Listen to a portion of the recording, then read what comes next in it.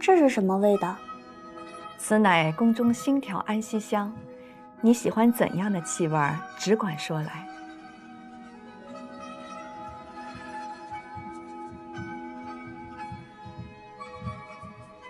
日后你在宫中学习，可在此处小憩。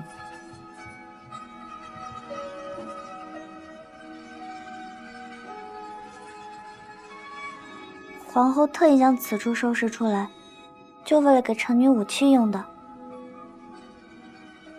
这也太浪费了吧！女儿家要娇养，你离家来到宫中，在余座下学习规矩，本就委屈你了。若不能令你安心无忧，岂不是对不起日夜挂念你的父母吗？你瞧瞧，还需要添置何物，只管说来。哦，对了，我听子慎说，你喜欢琢磨工匠图纸，余命宅媪在此处安放了一条长案，专门让你用来画图纸用的。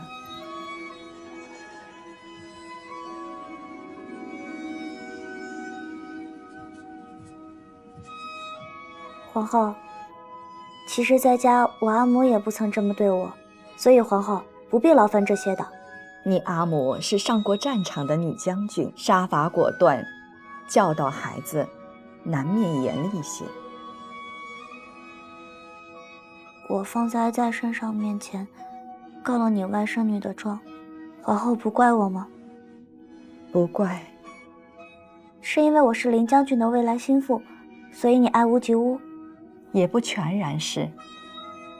能让子慎心仪的女娘，与自然心怀好奇与喜爱，又听闻你幼时生存不易，如今还能如此乖巧懂事，于从心底越发想对你好些，再好些。我何时乖巧懂事过？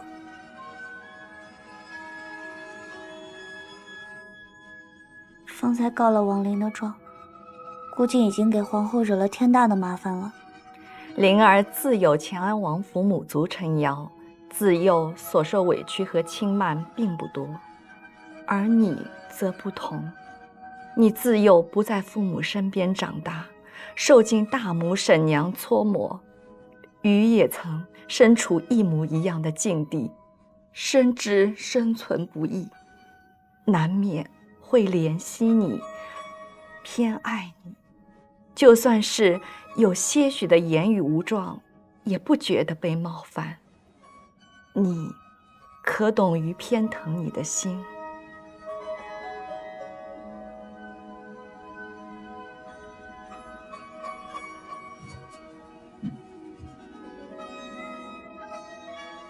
谢谢皇后，少商懂了。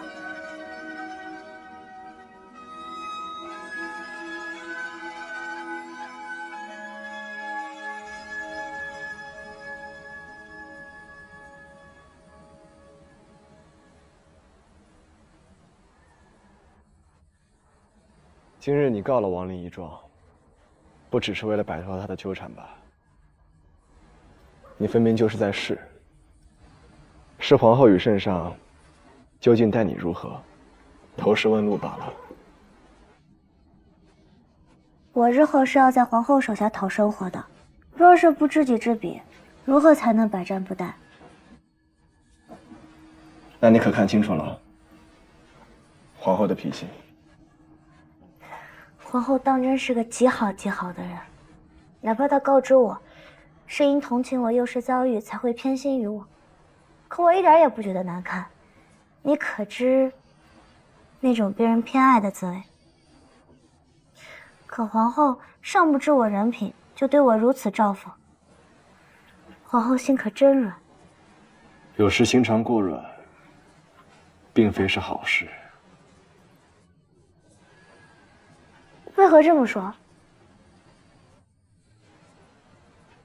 日后，你若是想知道皇后与圣上的脾性，大可直接问我，不要拿自己冒险了。可我也要让他们趁机知道我是个怎样的人。我生平最不喜欢风来随风倒、雨落顺水流之人。哪怕是死在奋力搏杀之中，我也不想坐以待毙，束手无策。那你可有听说关于我的故事？我就是在长秋宫里长大的。所以呢？你真的想知晓我是个怎样的人吗？你是个怎样的人？随我来。哎，你的腿！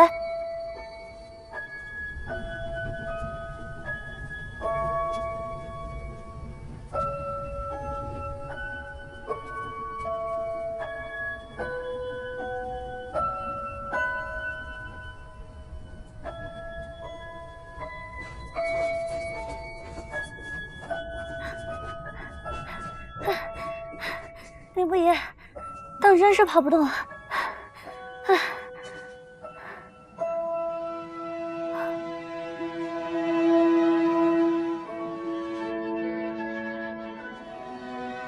小时候，我经常驻足在此，来看这万家灯火，星光灿烂。那时的我，还没有这墙垛高，想要看，还得爬到这墙垛上面。彼时我便渴望，这璀璨灯火中，若是能有一盏莹莹之光，是真正属于我的，那便好了。那还不容易啊？不容易，当真不容易。娘娘，你可知我为何从军啊？我听闻，是你自小崇拜你舅父霍将军。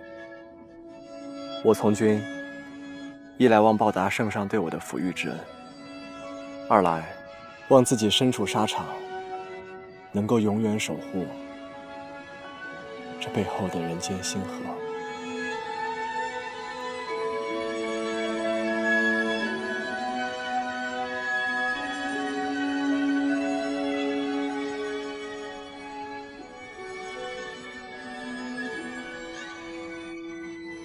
怎么了？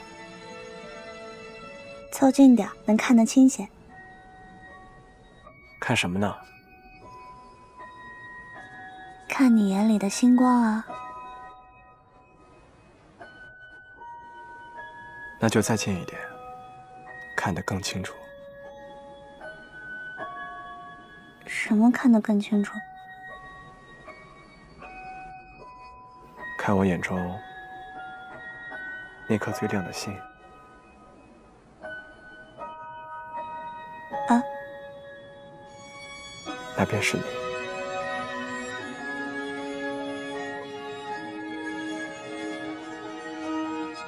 哎，何人在此？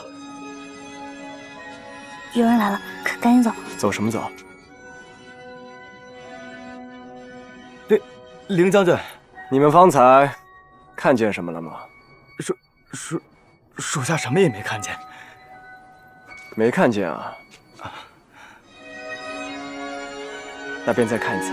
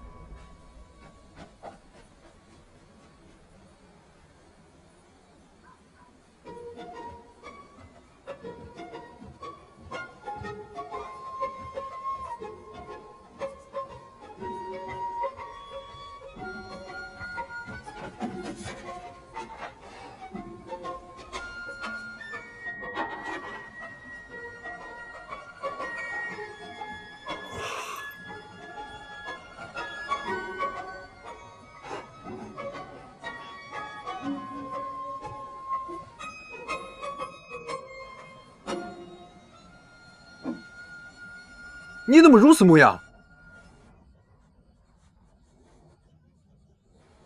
莫非圣上因你害得灵不疑坠马，要抄我们城市啊？那咱们是不是要赶紧收拾细软，连夜奔逃啊？圣上才没有怪罪我呢。那你怎么一副受惊模样，还脸红脖子粗的？你说我脸红也就罢了，你说一个小女娘脖子粗，脖子粗算哪门子事儿啊？我是因为明日要进宫去学规矩了，心中难免有些紧张罢了。你明日开始要进宫学规矩了，太好了。我是说，太不幸了，每日临训不着家，也太惨了。你且多保重，我先去睡了。又作甚？慈兄，你可曾被人亲过？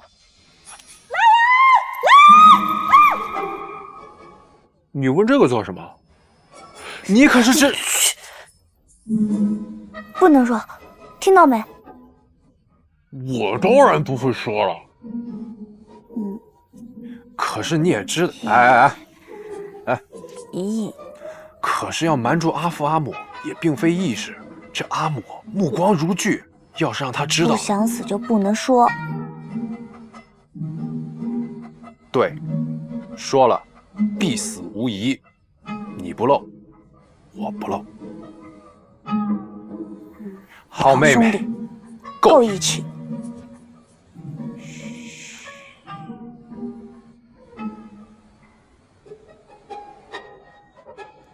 慈兄，你可曾被人亲过？他为何要捂嘴？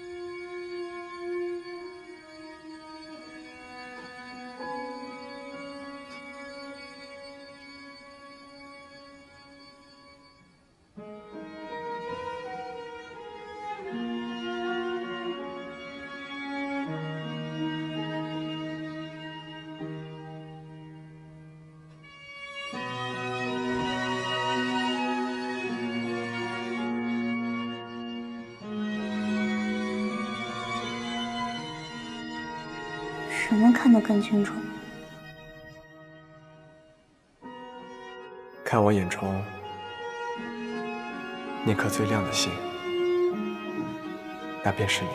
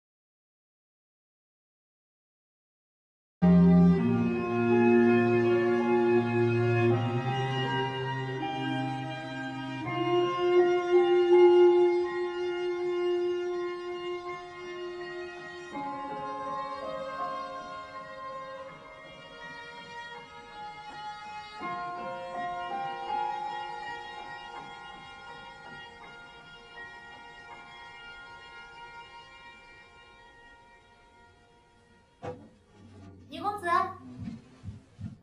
女公子，这都辰时了，还不起呢？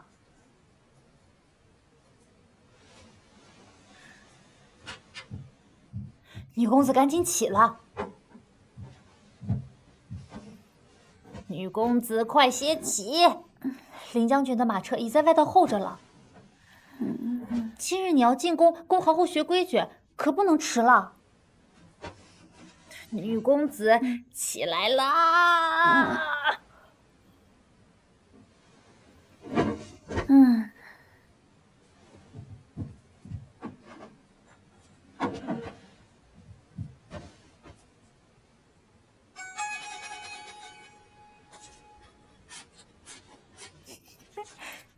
女公子但凡学功课，夜间必定睡不好，幸亏奴婢早有准备。莲芳，你现在倒是越来越细致了。你真是怕我早起没有用饭，怕我饿着肚子去学习，背下这些，对不对？不，这些是用来给女公子补脑的，不然天黑了也回不来呀。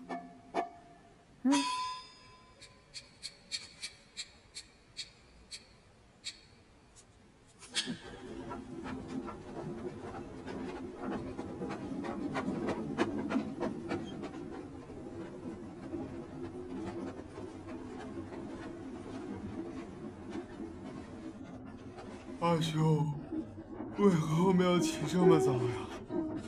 昨夜少主公顶着月光溜达半宿，我一直跟在身边不能睡，太困。这不是少主公第一次亲小女人吗？兴奋，你将来也一样。我为了偷懒睡懒觉，我可以一辈子不亲小女娘。那你可别做梦了，将来咱们都得早起。啊？为什么？因为有人放心不下他家心腹啊。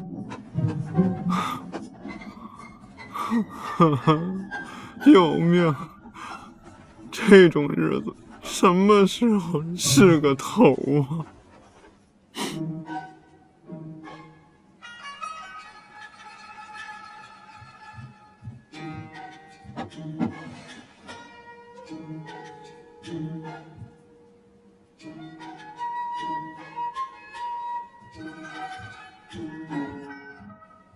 礼，履也，所以是神制服也。以色公仪正，以使各得其序也。故有拜与戎，称以为仪，礼之备矣。林将军的马车已在外头候着了。女公子起来啦！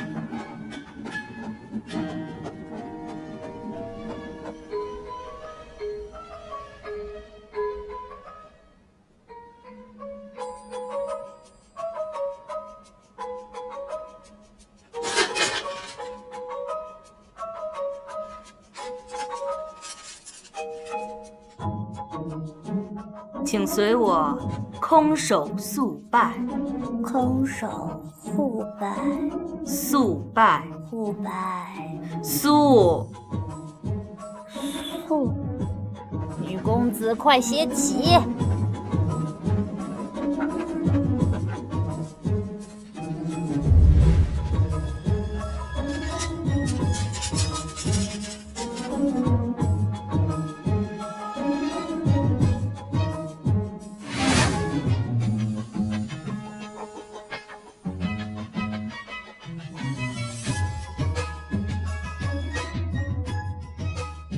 损豫章以剖之，从法度以成之。乘法度以从之。鞭，竹豆也，食以早宿。食以早宿。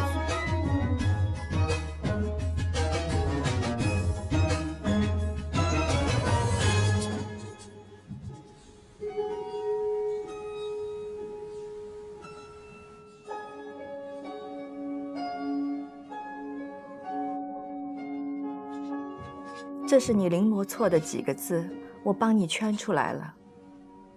错这么多？你幼时从未学过书写，如今急急在学，自然比常人吃力许多。错了再写便是。臣女每每看到这些神人惦记，便忍不住要昏昏欲睡。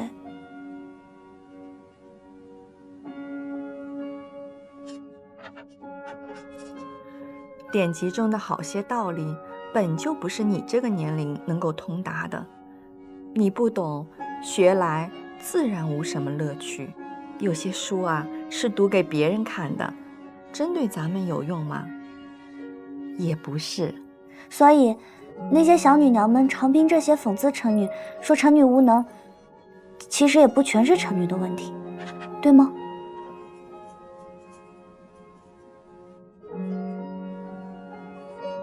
这个9连环，我至今都没有解出来。我会的。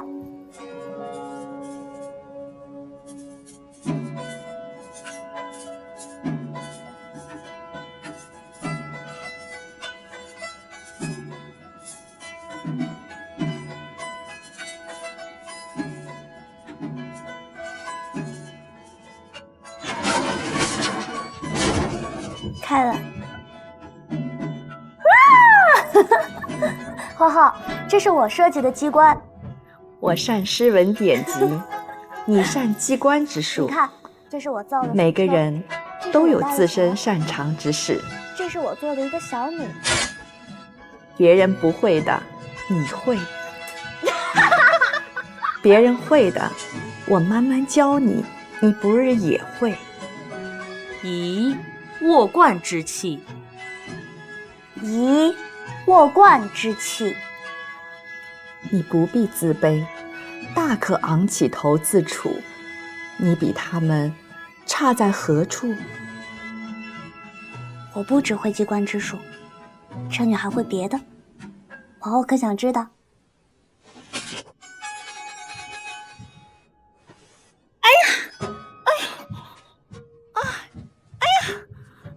哎呦，程娘子！啊，程娘子，你太荒唐了，怎敢在皇后身上踩踏呢？我在给皇后开背呢。皇后说她腰背不适，此方法可以放松筋骨，让其不是拧在一处。您问皇后可有好些？确实松快许多。想不到少商君还有此等本事。放轻松，少商妹妹，改日也教教我，我也学上一学。洛娘子学来可是为了嫁去西北服侍夫君用。翟敖可别取笑我，倘若可以，我真想和程娘子一样，留在皇后身边服侍她，好过远嫁西北与家人分离。说起来，我真羡慕程娘子有这般的好运气。洛娘子还是第一个说我运气好之人。程娘子能嫁与凌将军这般的少年英雄，不知道羡煞全都城多少女娘。其实洛娘子也不必自怜，贾家在西北也是世家大户，你嫁过去便是当家女君，日子不会差的。休要拦我！圣上既然治我家灵儿的罪，那我殿外是谁在喧哗？一听就是文修君，不知为何而来。哪个文修君？皇后的从表妹文修君，就是你告的王娘子的母亲。那她岂不是来兴师问罪的？你若在朝为臣，定是个佞臣。我不过是实话实说罢了。宫廷禁地，非命召见。他这人怎么说来便来了，这简直就是罪加一等。好大的口气！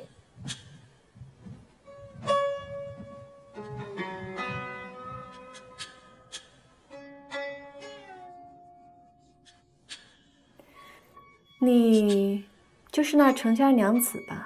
哼，生的容貌倒是好，就是靠这姿色诱惑子胜的吧？哎呀，你这小女娘，进长秋宫才几日，却把皇后这一套拒人门外的做派学得好好的。少商，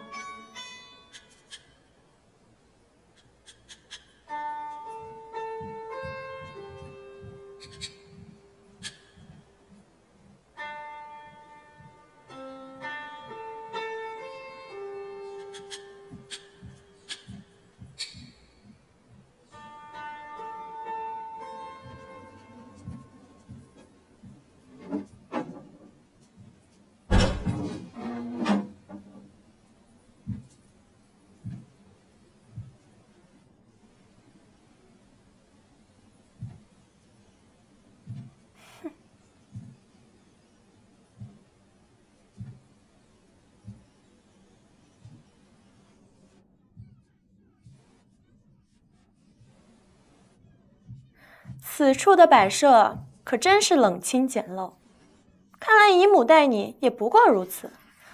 我幼时住在宫里，用的可是清一色的描金漆器，铺的是鲛绡锦缎，点的香是凤溪骨，饮的是……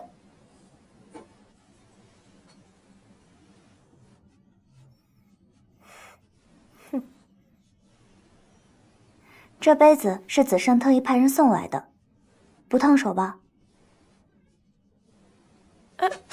细陶所制，当然比漆器更好，自然不会烫手。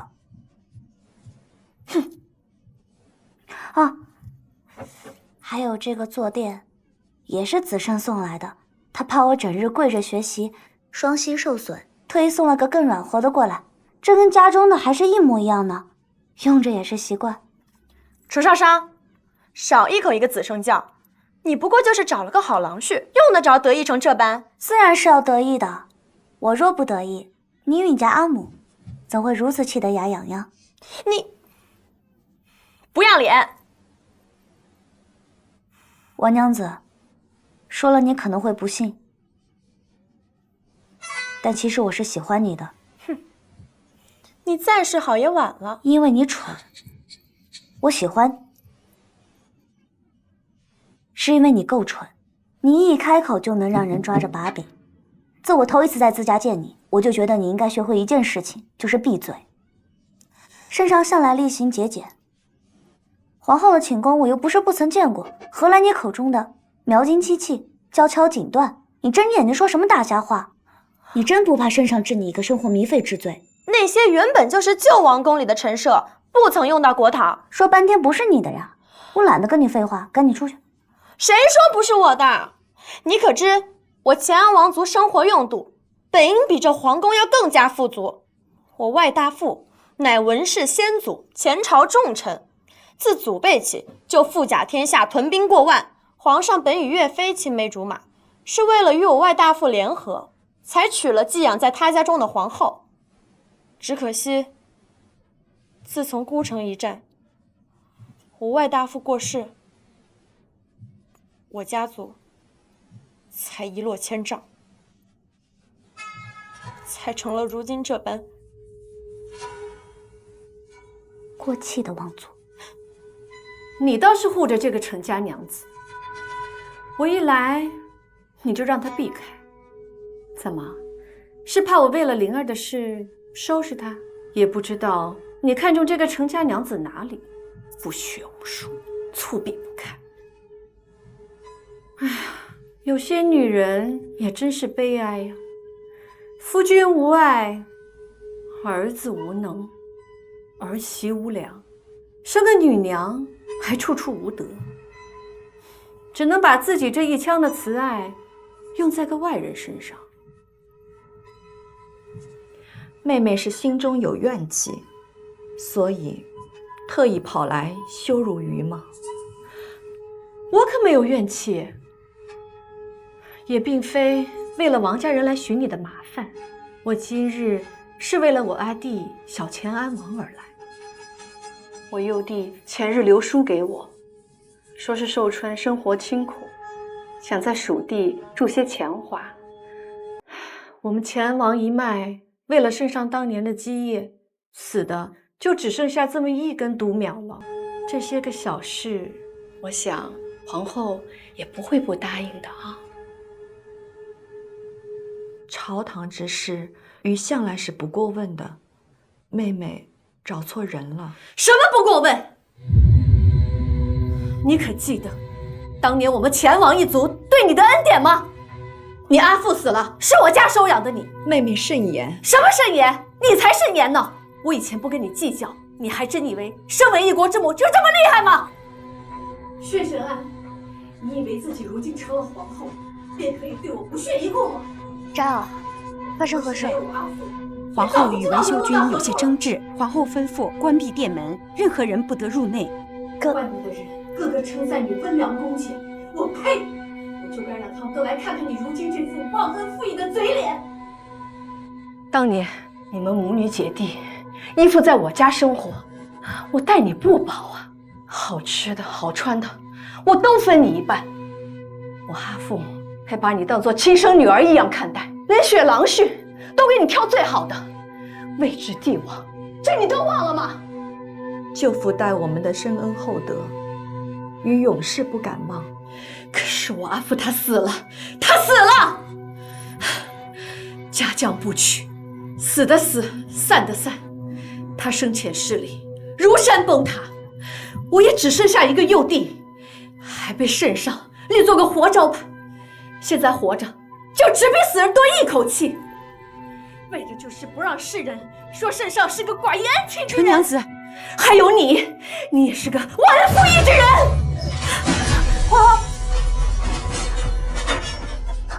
嬷，阿嬷，少少，你的手受伤了，快让孙医官过来看看。别装模作样了，皇后要请医官是吧？好啊，不妨打开殿门，喊给所有的人听听，让宫闱人人看看这一宫之主到底藏匿着多少肮脏事。你是真不知道皇后为什么要紧闭殿门，不让所有人进来吗？少少，你以为皇后是怕你，她是护着你，任你刚才说的那些风言风语有半句流露出去，你与你的子女能得善终吗？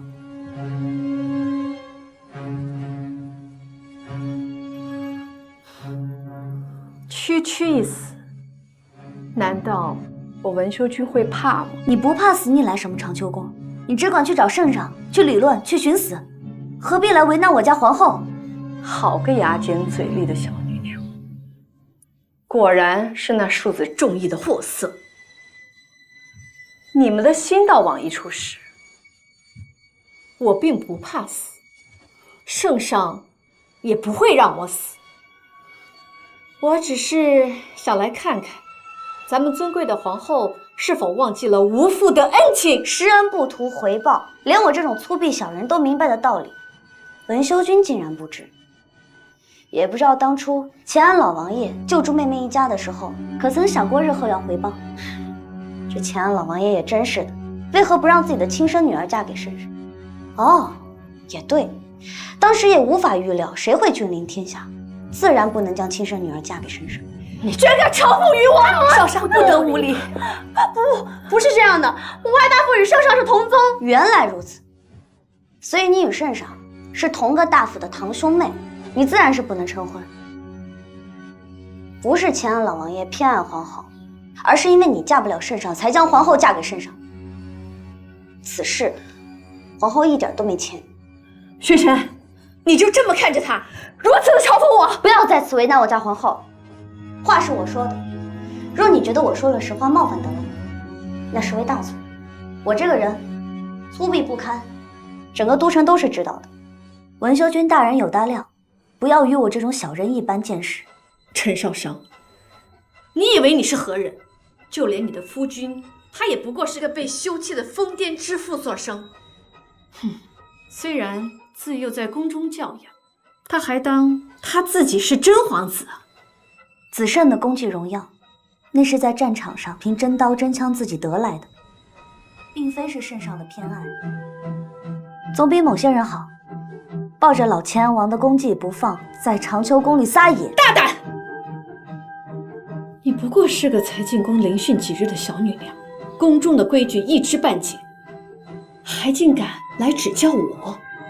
今日我就让你领教领教，宫中规矩守条，何为天家尊贵，何为庶民卑贱？住手！薛神安，我阿弟要铸币权你不给，我要教训这个蠢婢，你也拦着。我早就知道你就是个忘恩负义、手无抽屉之人。哎，你够了！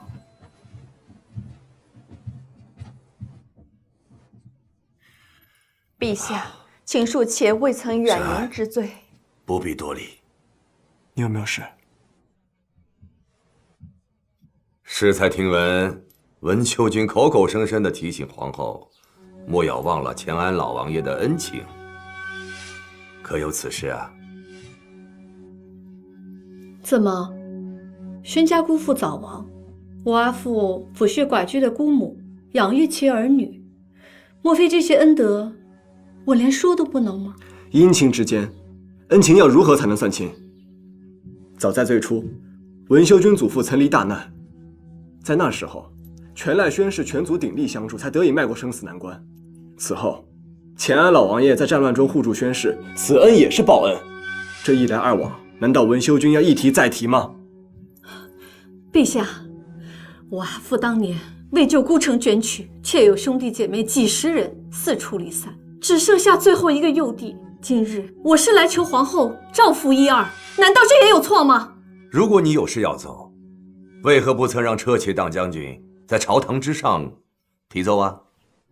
哼，你选在长秋宫为难皇后，你就是知道皇后会一再的容忍宽宥你。今日你对皇后不敬，言行逾矩，不失礼数，该当何罪啊？陛下，妾身体不适，今日就到此为止吧。不行，治不了，让他说。朕看文修君呀，今天是意犹未尽啊。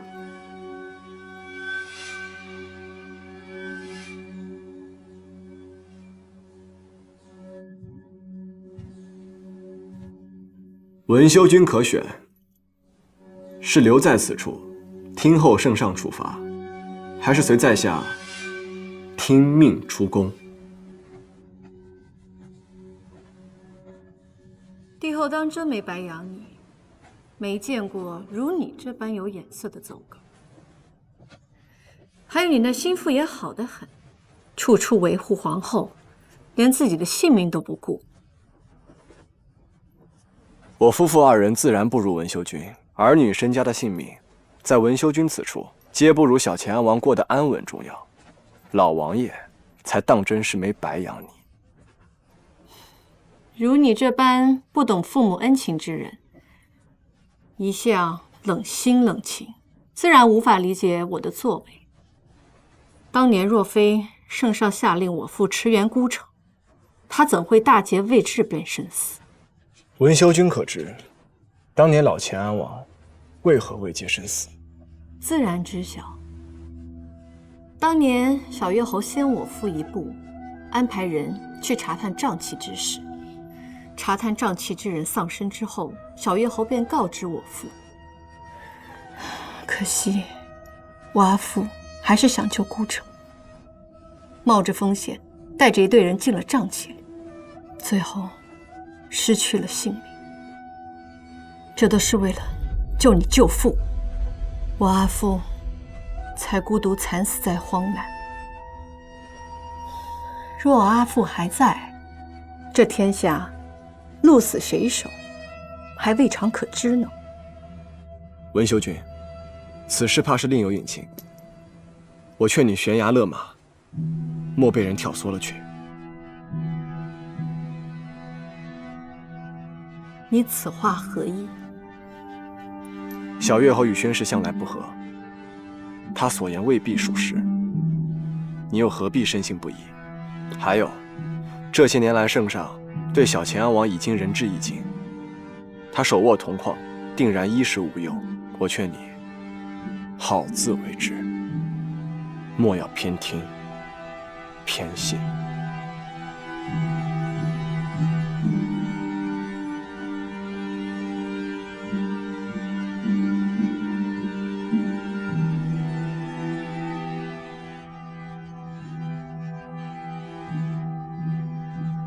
小月侯当年因不满圣上娶皇后，一直视老乾安王为眼中刺，怎会那般好心替他探路啊？他巴不得宣氏一族全部死光，岳飞就可做后位。盯死小月侯，继续查。是。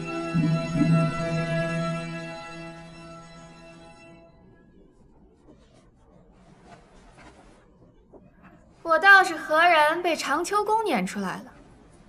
原是文修君啊！皇后最是宽厚仁慈，今日怎会不容你这个昔日表姊妹，令得文修君如此羞恼离开呢？我们文宣两家之事，就不劳公主费心了。听闻文修君是为寿春矿铸币事来求皇后的，怎么？乾安小王已无米下锅吗？也不知自己几斤几两，还妄想要铸币之权，穷疯了吗？我刚才说过了，不劳三公主费心。三公主，你还是管好自己吧。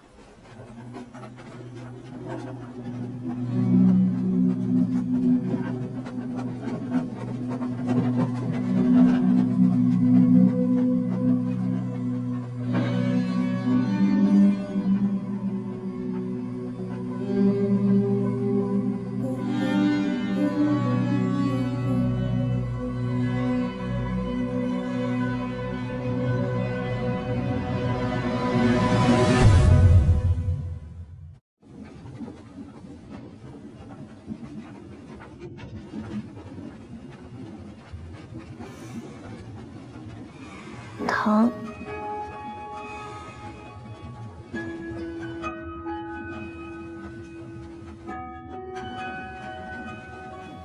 现在知晓疼了。既然怕疼，还敢挡在皇后前面。我若不挡在前面，皇后岂不是受伤了？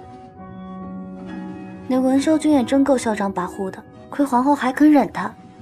你放心吧，即便你不挡在皇后前面，那烛台也砸不到皇后。文修君是蠢，但那毕竟是在长秋宫，他自会收敛锋芒。你如果不挡着，他自然会泄了力道，换一个方向。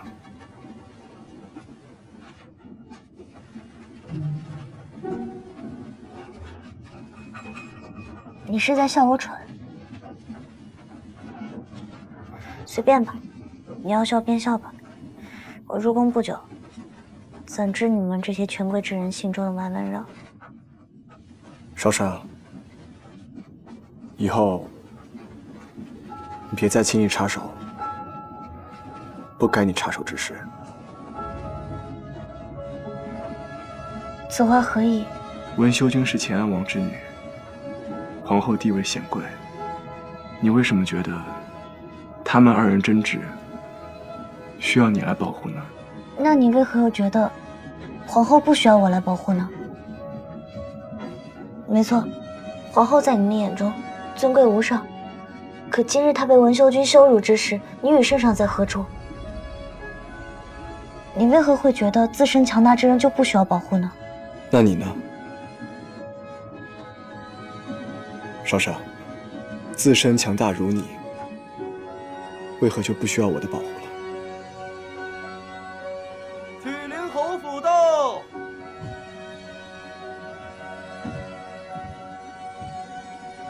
下车吧。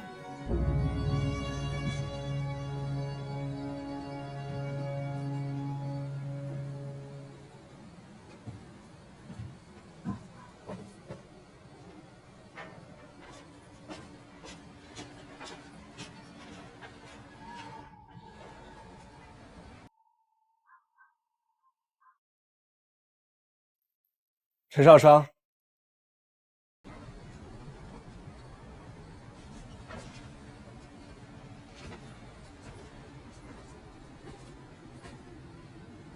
，15岁时，我曾见过昆仑云海，漂浮在天界与山巅之间，至真至纯，沁透人心，就如同在滑线时，你望向我的眼神。我喜欢你与我说话时无拘无束的模样，总能令我快乐。我还喜欢你不畏惧权势，不畏惧艰难。你要记住，是你先招惹我的。我这人不轻易交付真心，但一旦交付了，便不会再回头。但如果你不能同样的交付真心于我，我宁愿将此心收回。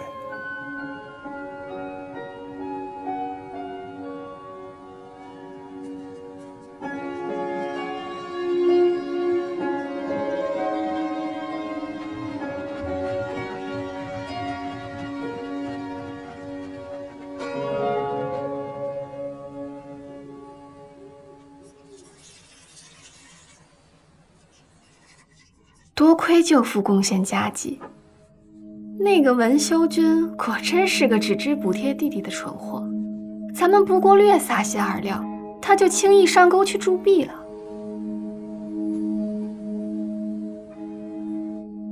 我已经买通了他的经手人，到时候这些伪币会以低价到你我手中，届时你便可以在封地使用它。这样一来，你手头也就能宽裕点了。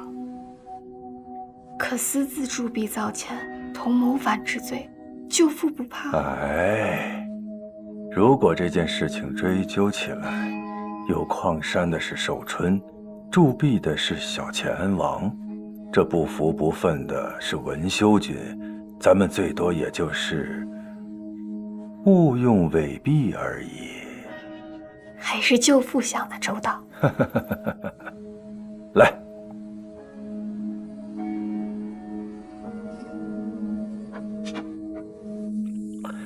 不过你也得警醒一些。你母妃和你三兄的为人，你也是知道的。特别是你母妃，最不喜欢旁人弄些弯弯绕绕给她添啰嗦。可恰恰你又是一个爱显摆的。我可告诉你，如果这件事情在我们身上露出了马脚，而遭到陛下的处罚，那将会给岳氏带来巨大的麻烦。舅父只管放心好了。若非长秋宫那位抠抠缩缩，非要宫中节省用度，我何至于铤而走险，到处想法子挣钱吗？哎，还是谨慎些好。来人，上酒。二位贵客，此乃小店新酿的美酒，名曰花开富贵，二位可要尝尝？田掌柜，快进来，快进来。花开富贵，好名字，来，我尝尝。以后咱们岳氏可不就是要富贵了？富贵又如何？那凌不疑还不是有眼无珠，看不上我，偏偏千挑万选，选出个无理的女娘。二子总劝我息事宁人，可每每见她，我心底火便压不住。别被我撞到她落单，否则我定要让她明白，在天家生存有多难。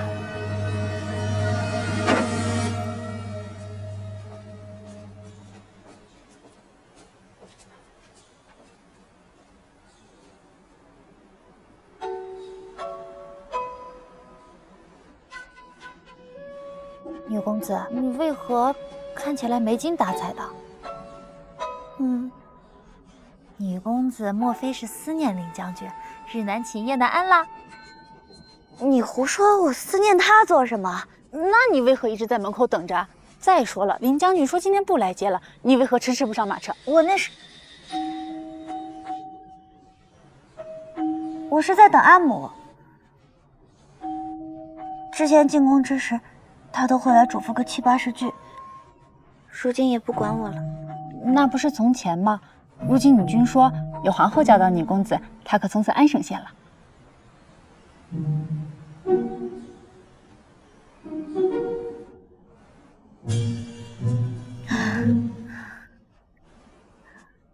没人管的感觉真好，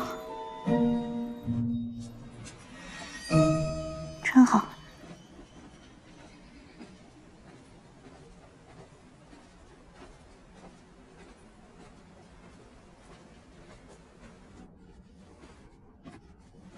三公主，那不是程娘子吗？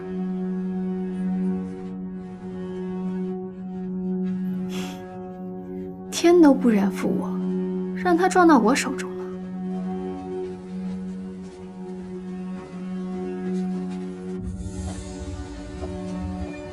站住！大胆！深宫之中，借三公主先不予行礼。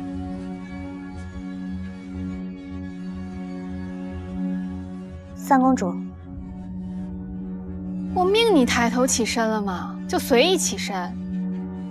这些时日，你与母后学习宫中规矩，母后可曾教过你，在宫中贵人若未命你起，你便不能起，还不跪下！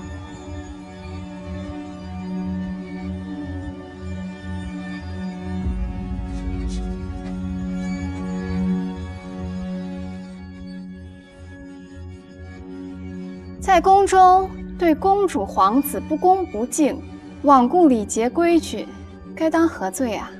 该当死罪。那便拉下去杖责好了。三公主，我与三公主无冤无仇，你为何如此咄咄逼人？你我是无仇怨，但我最讨厌无自知之明之辈。谁能想到，十一郎挑来选去，竟看中你这般货色？你既闯入皇庭，享了不该享的福气，就该承受这贪心之人当受的罪。来人，拉下去，给我掌嘴，打到林不疑心疼为止。等等，三公主既知道我未来郎婿是林不疑，我阿父是曲令侯，我是奉皇后之命来长秋宫聆讯，你百般刁难不说，如今还要随意对我动心，当真是不把圣上皇后放在眼中吗？你牙尖嘴利得很啊！可惜今日长秋宫的人都不在，可没人护得住你。身子不地，啊！手放平，这才是与三公主回话的仪态。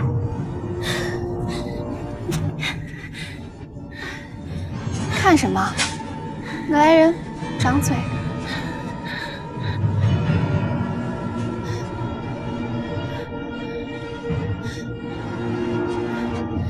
看什么？接着来啊！住手！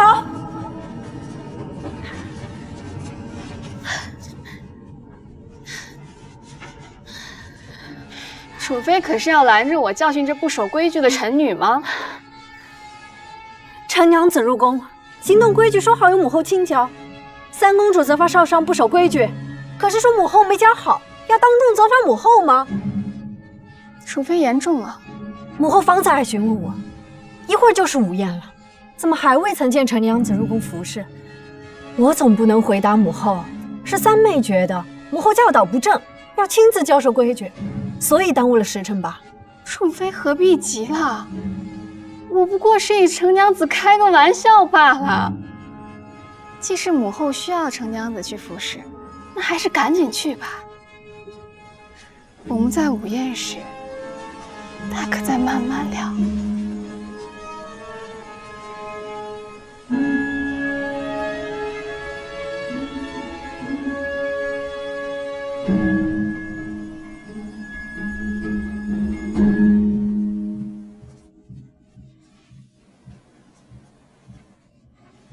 亏得没伤到筋骨。你放心，此事若告知母后和子胜，定会替你做主。皇后要操持宫内外的事情太多了，我不想麻烦她，我也不想事事都靠林不疑。中间宫里的日子是我自己过。你呀，就是太好强了。三公主仰仗自己是最受圣上宠爱的岳妃所生，上头又有三皇子那般能干的亲兄，向来不将我长秋宫中人放在眼中。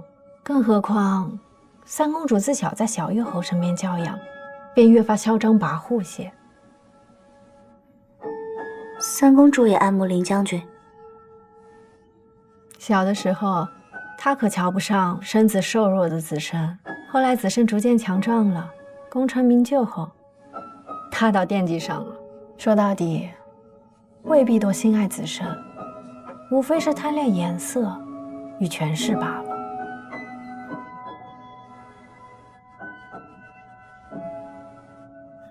我这手啊，原本也不该跟着我进宫的，他也是贪恋权势不肯出宫，这不都伤了2回了。难怪子胜喜欢你，你说话果然比旁人有趣多了。林将军的喜欢我可担不起，我也是为了他才进了宫里，惹了这么多麻烦事。子申刚入宫时也不招人尊待，遇到的麻烦事甚至比你还多些呢。我记得有一次他被人推至河中，险些丧命，幸亏后来太子把他救上来。你可知子申那时最喜做什么？他最喜拉着仆从宫女陪自己一桌吃饭。子申自小就未曾与家人好好坐下来吃过一顿团圆饭。我记得小的时候，每年上元灯会他都会去，就那么孑然一人站在灯火阑珊处，俯视世间月团圆，人团圆。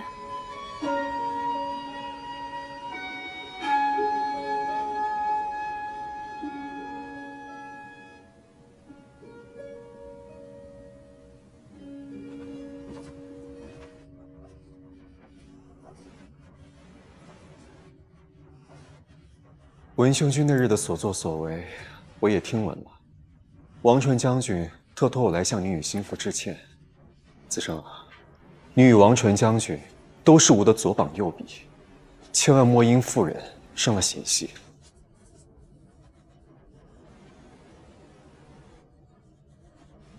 臣并非因为私人恩怨针对车骑将军，只是因为他能力不足，实在不堪重用。殿下身为储君，当事事以国事为重，不可任人唯亲。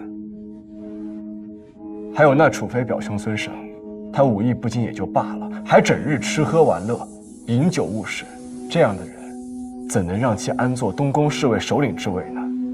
殿下还是尽早考虑合适人选为好。可能毕竟都是吾母族七族的人，不过是份闲差罢了。今日是霍将军的忌辰，中午长秋宫设宴，你我兄弟二人好久未曾一同用膳，不如不必了。臣还有要事未曾处理，恕臣失陪。可是储妃留了你的心腹在东宫说话，你不等他一起走吗？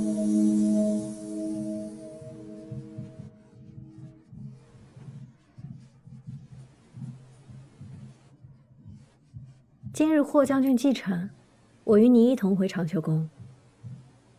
开席前，咱们还能再说说话。去备马车。是。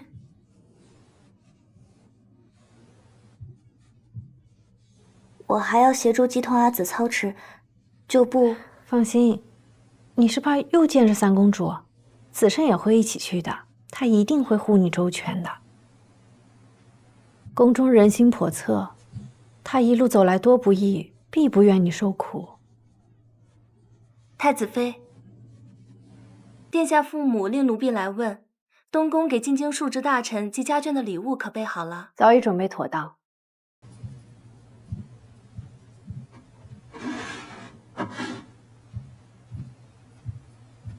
命殿下父母按往常惯例送去便是了。是。慢着，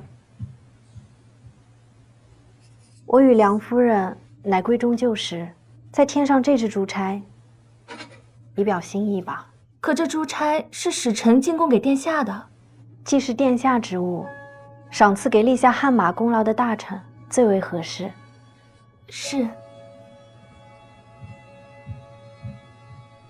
看起来，这做皇家心腹也是万分不易之事。其实我知道，宫中乃是非之地，我最好置身事外。但如今，我必须要趟这浑水了，因为我要做他心腹，便就要知晓他是怎样的人。这里是他成长之地，我想亲自走他曾经走过的路。你这心腹倒是个敢说的小女苗。太子殿下，殿下与子申也在，刚好了，今日家宴，咱们可一同前去。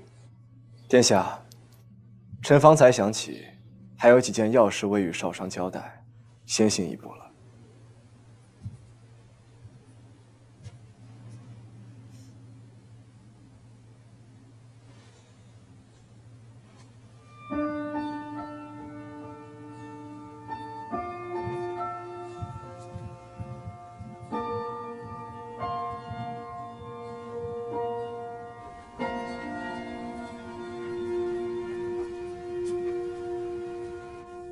怎么又受伤了？你不是要收回真心了吗？怎么又来找我了？是你出现在东宫，被我碰见，并非我主动来找你。好，那我便不出现在林将军面前了。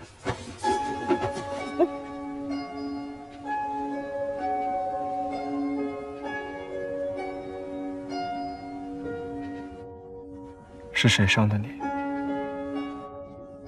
小伤而已，不碍事的。既然你不肯说，那我就自己去查。少商，还有一件事，你要记住，以后少去东宫，离楚妃也远一些。为何？楚妃没架子，在森阳的皇宫里，也只有待在东宫不受人欺辱。你不过才进宫几日，如何能分辨谁人权没架子，谁人权是傍身呢？我虽出身在武将之家，可我的心是肉长的。楚妃出身贫寒，和我一样，也不被公主皇子所喜欢。宫中事务，并非你想的这般简单。人心善恶，也绝非一眼能辨。若没有利益纠葛，自然人人慈眉善目；但若牵扯到权势，那就身不由己了。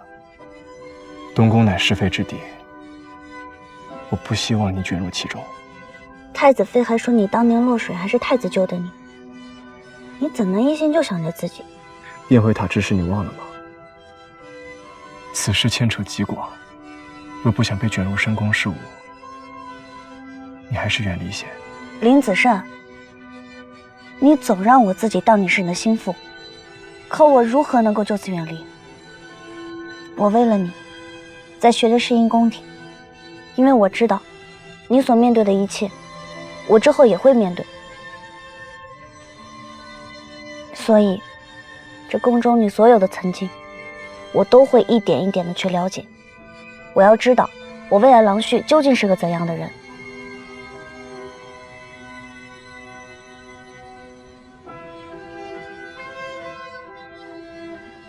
你的意思是，你的所作所为都是为了我？不是，我是为了我自己罢了。好，你就做你自己想做的。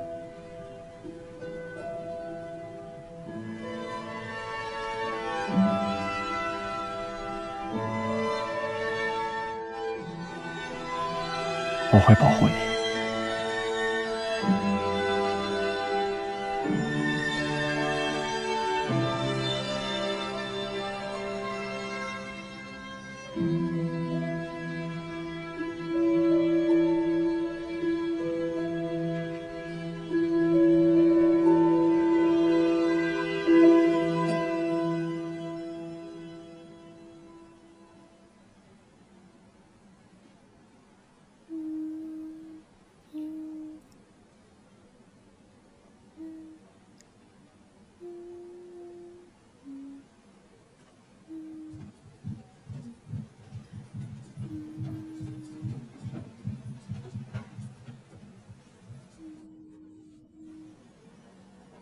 儿臣见过母妃。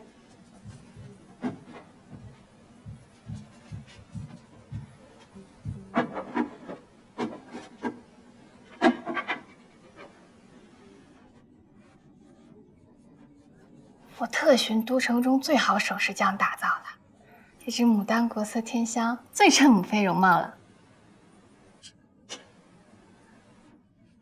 我呀，最后悔当初为了追随圣上，把你交给你三舅母照管，把你养得如同山野财主一般，就喜欢这些俗不可耐的首饰。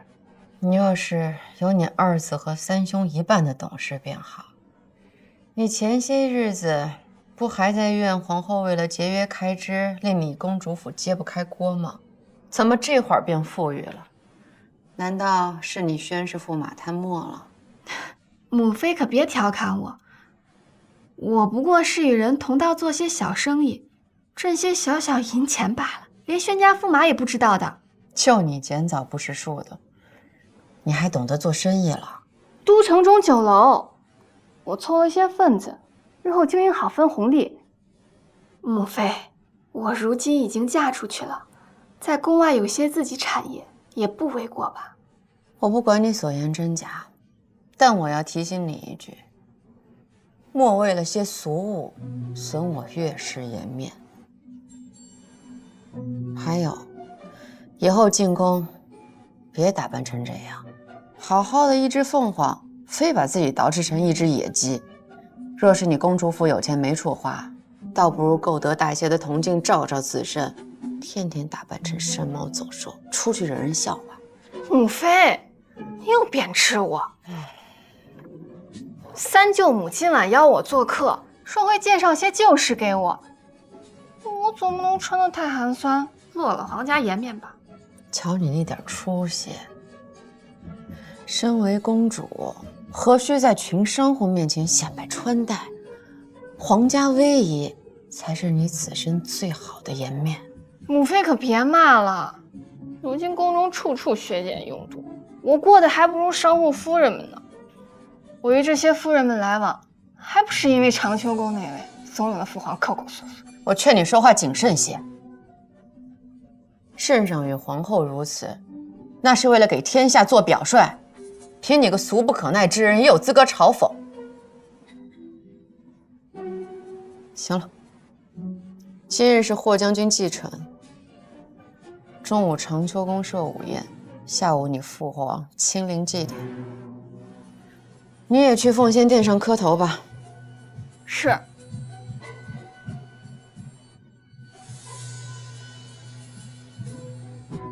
站住！你就穿这身衣裳过去啊？怪就怪我生你二子时给他多生了个脑子，轮到生你时这脑子便不够使了。你穿这身衣裳去祭奠，莫不是要连累我们岳氏全族跟你一块儿死？来人呐，拿身素色的衣裳给三公主换上。是。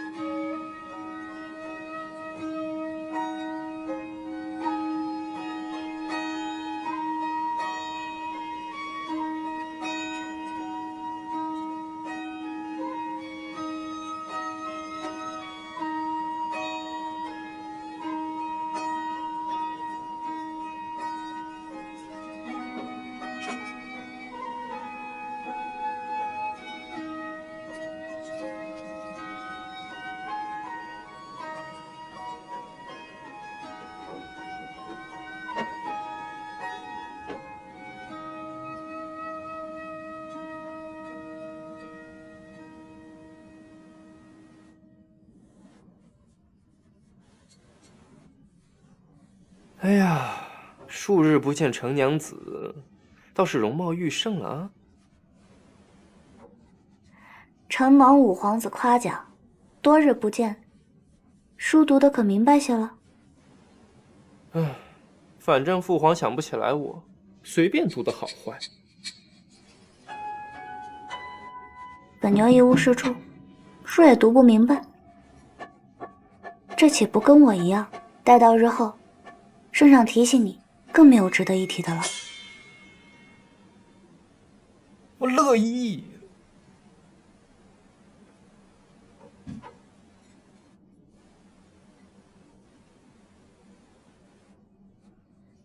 子珊，圣上其实是个好夫君，若当年没有醉酒之后宠幸了徐美人，诞下这五皇子，那便就更好了。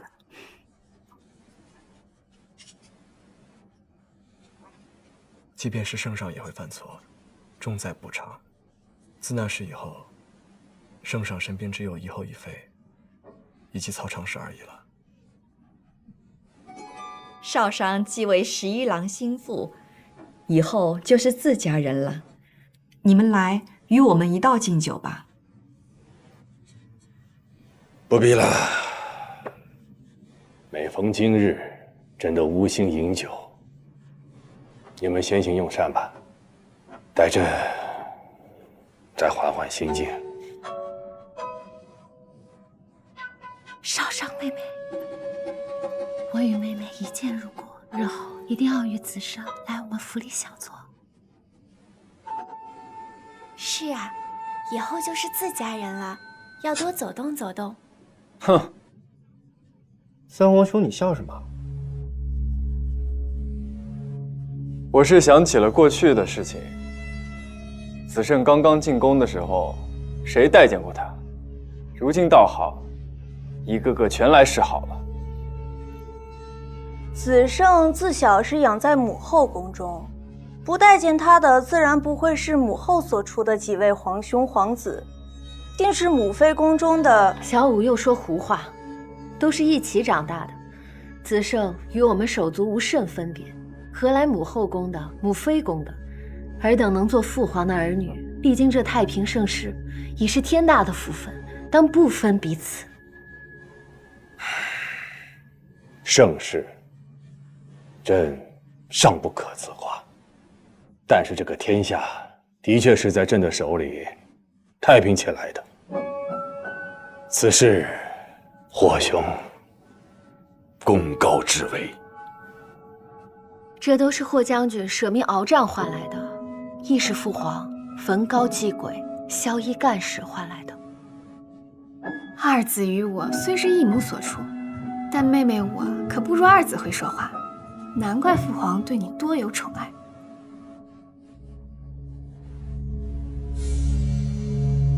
陛下，汝阳王妃来了。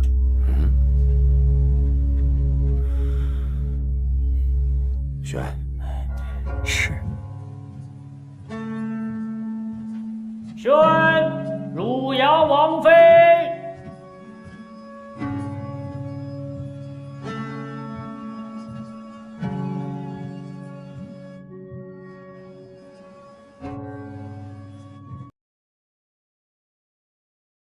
哈哈，叔母，来人呐，客气。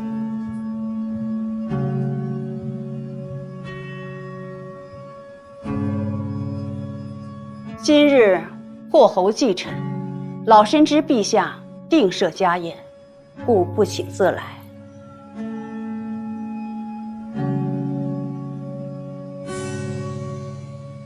这是子胜心腹吧？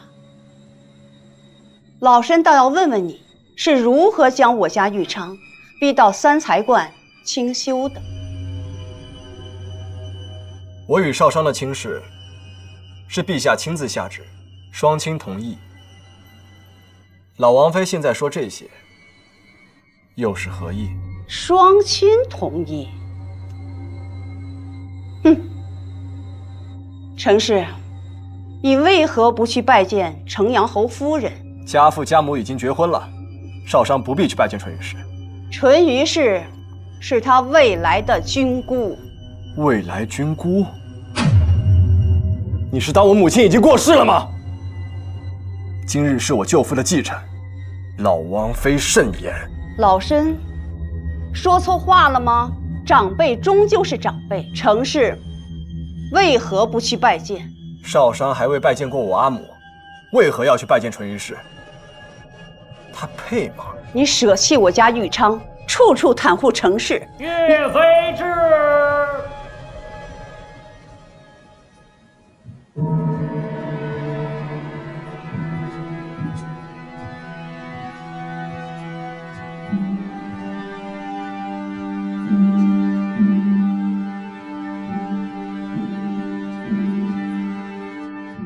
叔母，这是我的位置，还请叔母让一让。你不是不来吗？平时也不参加家宴的。我想念叔母了。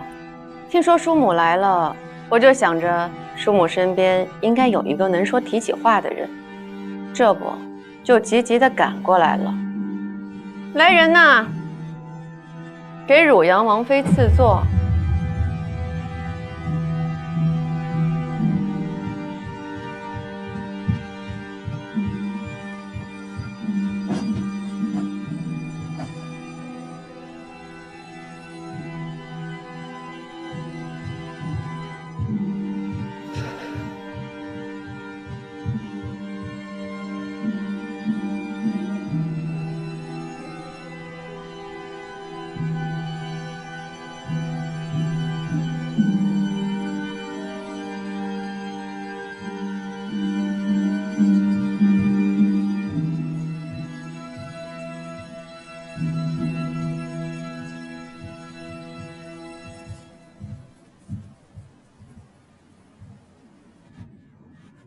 我到底是你的长辈。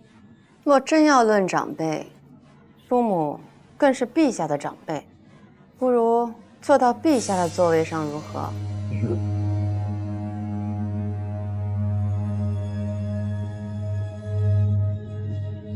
我迟到片刻，你没又惹事儿吧？你若再惹事儿，我定让陛下收回你所有的食邑和奴婢。我看你无钱无权，日后如何趾高气扬？母妃，三妹已知错了。少啰嗦！你若再护着她，回头我就向女娲娘娘祝祷，让你也生一个如你三妹这般蠢笨的女娘。母妃教训的甚是，之前三妹犯错，父皇已罚过几次了，母妃就别责怪她了。我奉劝楚妃，还是先管好你自己的一亩三分田，等日后真当了皇后，母仪天下时，再来教我如何行事也不迟。不过你放心，我定会走得早些，不让你费这个累。哭什么哭？母妃此言折煞儿臣了。哭什么哭？妾身。岳恒，你的嘴也太厉害了吧！你看你把孩儿们吓成怎样？皇家子女该有的气派还是要有的，不要把孩儿们管束得如此木讷。皇家子女，那更是陛下的儿女。为父母，生他们，养他们，不求他们体贴孝顺，只求他们不要行径浪荡，坏了父母的颜面。叔母，为父母的这点要求，算是高了吗？哦，也是。你家孙女，就从不顾及父母的颜面，成日又哭又闹的恨嫁。如今都把自己折腾到三才观去了。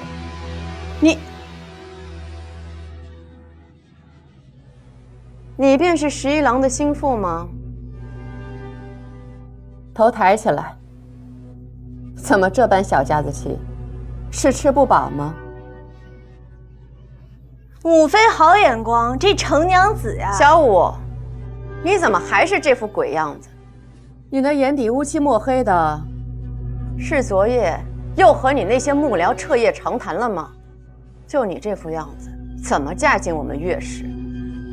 怕是婚仪时的团扇都遮不住你吧？日后夜里还是多独处些，养养生，懂吗？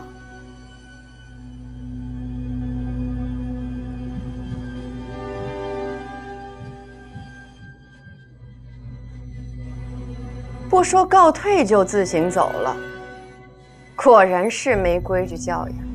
罢了，成亲前还是让他多自在几日吧。我这人就是这样，心肠太软，素来又爱纵容孩儿。你怎能如此刻薄？教育子女而已，叔母为何要这般说我？是，叔母一直都不怎么喜欢我，只喜欢陛下，也不全是。陛下幼时，叔母也是不喜的。后来，陛下年少能干，渐渐镇下家财名望，叔母才开始疼爱圣上。后来，陛下登基称帝，叔母对陛下的疼爱，那更是无以复加了。叶恒，你这是何意？你是挑拨我和陛下的亲情吗？驸马公主们，并非拿你们当外人，要说长辈故事了。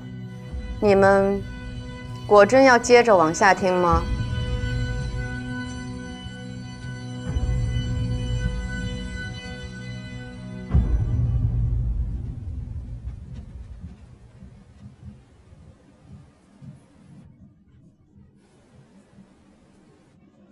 有什么话你就说。